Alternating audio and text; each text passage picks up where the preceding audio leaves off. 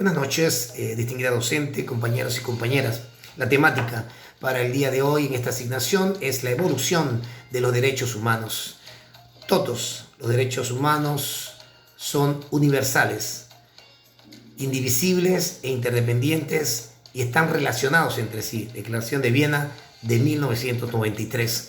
Los derechos humanos heredados de la noción de los derechos naturales son una idea de gran fuerza moral con un respaldo creciente.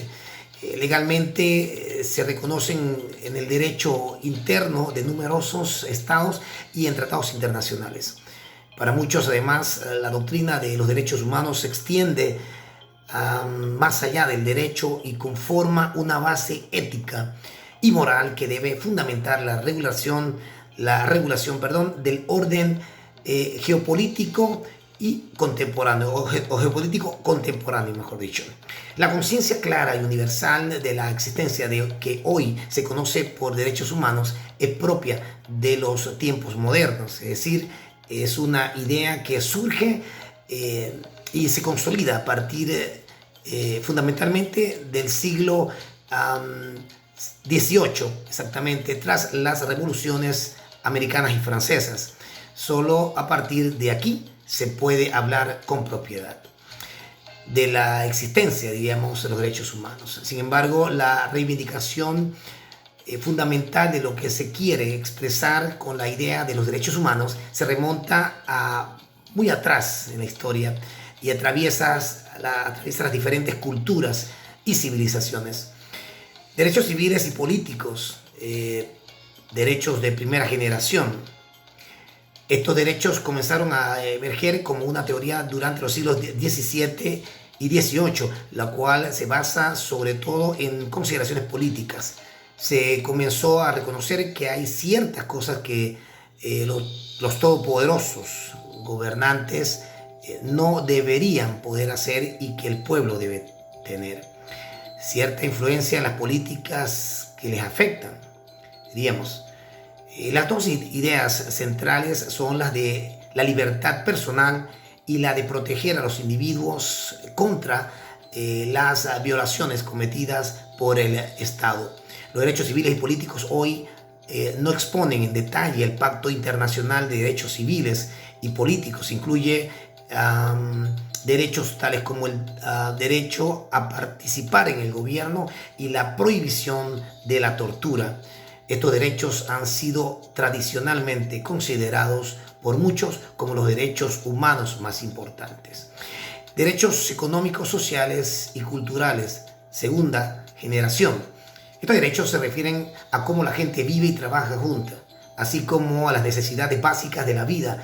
Se centran en las ideas de igualdad y la garantía de acceso a los bienes sociales y económicos, a los servicios y a las oportunidades. Se han convertido cada vez más en tema de reconocimiento internacional por los efectos de la industrialización y el aumento de la clase obrera. Estos procesos dieron lugar a la aparición de nuevas demandas e ideas acerca del significado de la vida y la dignidad humana. Se dieron cuenta de que la dignidad de la persona humana exige algo más que la mínima falta de interferencia por parte del Estado propuesta por los derechos civiles y políticos. Los derechos económicos, sociales y culturales están recogidos en el Pacto Internacional de Derechos Económicos, Sociales y Culturales. En sus siglas PIDESC. Derechos de solidaridad. Ya hablamos de derechos de tercera generación.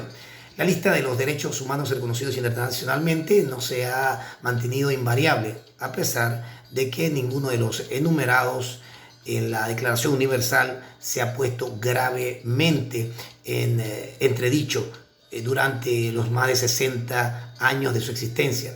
Los nuevos tratados y documentos han aclarado y desarrollado aún más algunos de los conceptos básicos que se establecen en este documento original.